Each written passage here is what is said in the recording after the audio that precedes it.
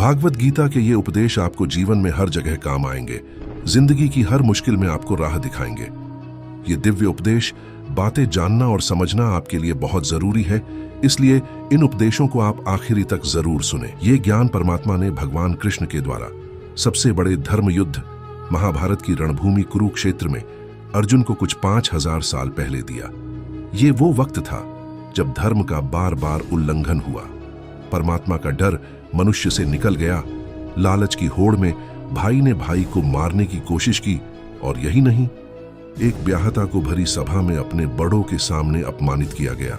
इससे पहले कि मनुष्य जाति धर्म युग से निकलकर पूर्ण रूप से कल युग में जाति युद्ध की रणभूमि में युद्ध से कुछ पहले परमात्मा ने गीता भगवान कृष्ण के द्वारा मनुष्य जाति के कल्याण के लिए दी। गीता परमात्मा द्वारा दी गई किताब है जो किसी एक धर्म के लिए नहीं बल्कि पूरी मनुष्य जाति के लिए है, पूरी इंसानियत के लिए है, सब आत्माओं के लिए है, क्योंकि ये आत्मा को परमात्मा के बारे में, उसकी सृष्टि के बारे में और सबसे अहम यह उन कायदों के बारे में समझाती है जिनका आत्मा को मनुष्य के रूप में हर हाल में पालन करना होगा, रक्षा करनी होगी, और इन्हीं कायदों की बुनियाद पे एक आत्मा को शरीर त्याग करने के बाद परखा जाएगा और इस परीक्षा से पास होने पे हमेशा के लिए इस जन्म और मृत्यु से मुक्ति मिलेगी। परमात्मा भगवत गीता में कहते हैं कि मैं ही सबकी शुरुआत हूँ, मैं शुरू से भी पहले था और सब खत्म होने के बाद भी रहूंगा। सब मुझ में है और मैं सब में हूँ।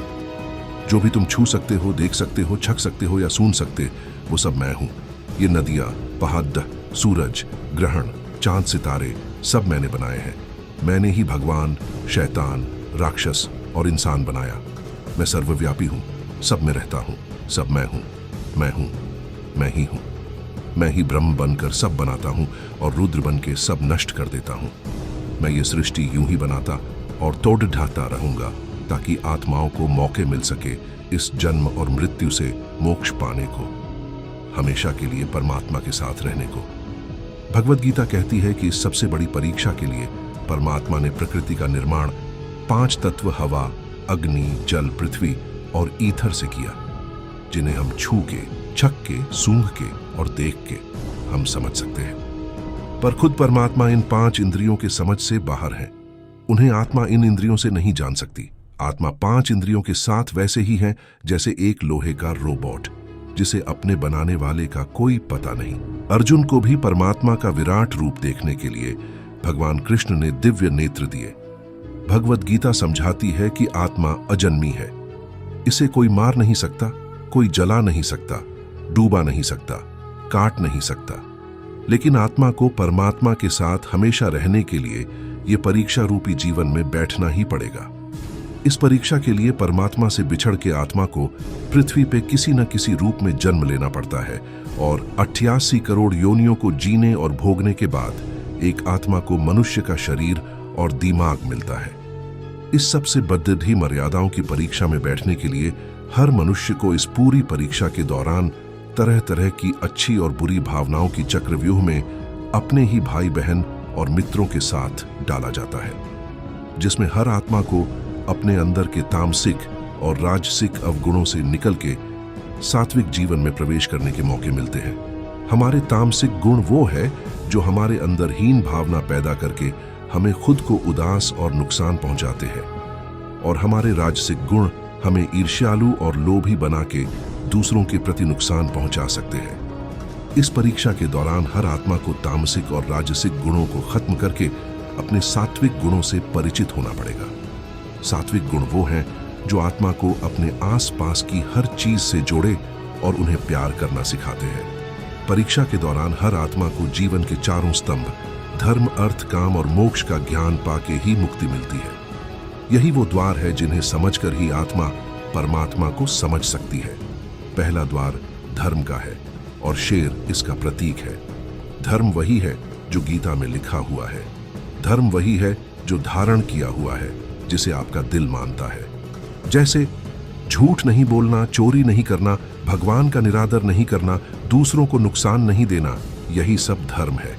और हर आत्मा को अपने जीवन काल में हर समय धर्म का पालन करना होगा और उसकी रक्षा करनी होगी। दूसरा द्वार अर्थ का है और घोड़ा इसका प्रतीक है। हर आत्मा अपने हर जीवन काल में अपने पृथ्वी पे होने का अर्थ या मूल कारण समझेगी। इस जिंदगी में भोगने वाली चीजें और रिश्तों का आनंद लेगी। अच्छा बेटा और अच्छी बेटी, अच्छा भाई या अच्छी बहन, अच्छा पति या अच्छी पत्नी बनके हर दुनियावी रिश्ते पर खरी उतरेगी और इस परीक्षा को पास करेगी। तीसरा द्वार काम का है। भगवद गीता समझाती है कि हर मनुष्य के अंदर काम, क्रोध, लोभ, मोह, अहंकार और ईर्ष्या जैसी 6 भावनाएं हमें अपने और दूसरों के प्रति नुकसान पहुंचा सकती है। इन भावनाओं को हर मनुष्य को हमेशा अपने नियंत्रण में रखना होगा, क्योंकि इनके बहाव में किया हुआ कोई भी काम हमारे जीवन भर की परेशानी का कारण बन सकता है और एक आत्मा संतोष और सादगी से इन भावनाओं पर हमेशा के लिए विजय पा सकती है। चौथा स्तंभ मोक्ष का है और हाथी इसका प्रतीक है। इस परीक्षा रूपी जीवन में हर मनुष्य हर समय कुछ इच्छाएं रखता है। कुछ इच्छाएं एक ही जन्मकाल में पूरी हो जाती है, पर कुछ अधूरी रह जाती हैं और उनके पूरा होने के लिए आत्मा को वापस पृथ्वी पर आना पड़ता है।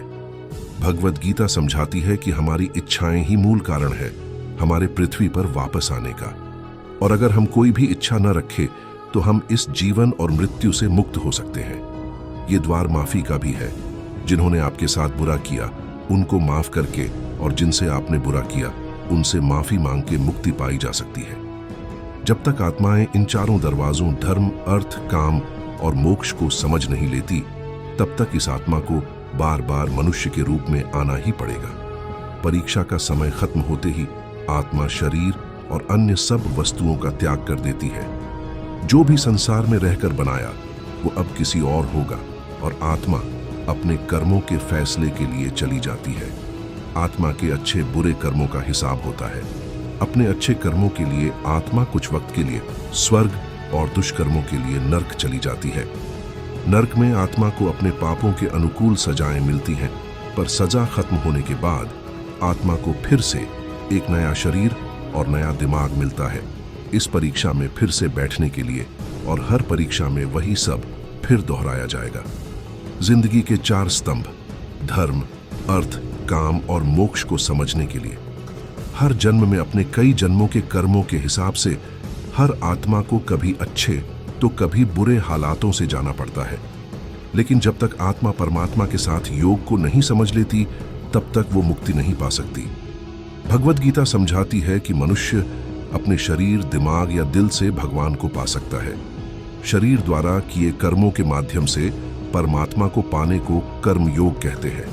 ऐसे कर्म जो परमात्मा की इच्छा से हो और दूसरों के कल्याण के लिए हो।